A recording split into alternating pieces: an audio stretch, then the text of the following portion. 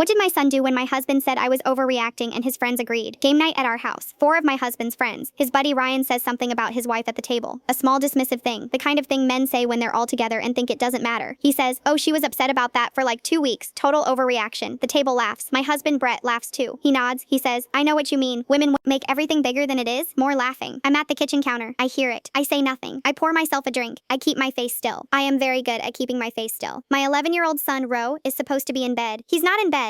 He's been sitting on the stairs in the dark listening for the last 4 minutes. I didn't know this. I find out later. He comes downstairs. He walks to the living room doorway. He has his notebook. He says, hey, Dad. Brett looks over. Hey, bud, it's late. Ro looks at Ryan. He says, what did your wife overreact about? Ryan looks at Ro. He blinks. He says, what? Ro says, you said she overreacted? What was the situation? Ryan shifts in his chair. Ro waits. Ryan says, it was just a thing. Ro opens his notebook.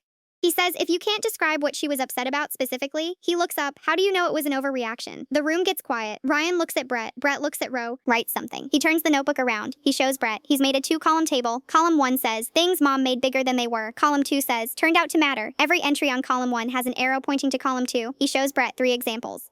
He reads them out loud. The dentist appointment you said wasn't urgent. Column 2, it was a cavity. The car noise she mentioned twice. Column 2, it was the brakes. The school thing she flagged in October. Column 2, 3 months later, yeah, it was a thing. He closes the notebook. He looks at Brett. He says, Mom doesn't overreact. He pauses. She identifies things early. There is complete silence at the table. Ryan is looking at his cards.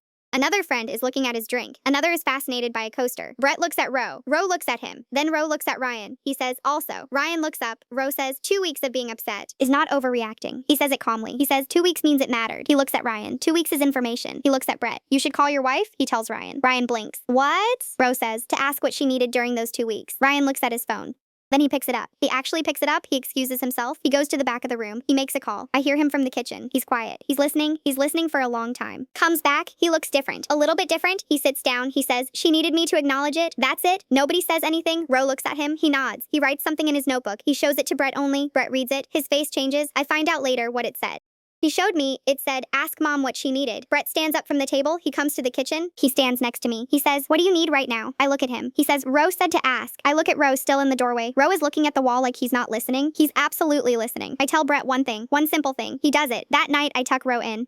I say, you didn't have to do that? He says, yes, I did. He closes his eyes. Mom? Yeah. 2 weeks is information. Tell that to every man in that room. He's asleep in 4 minutes. I sit in the dark for a while. All hail Ro, age 11, 2-column evidence table. 2-week defender. The boy who stood in a doorway with a notebook and changed the whole room.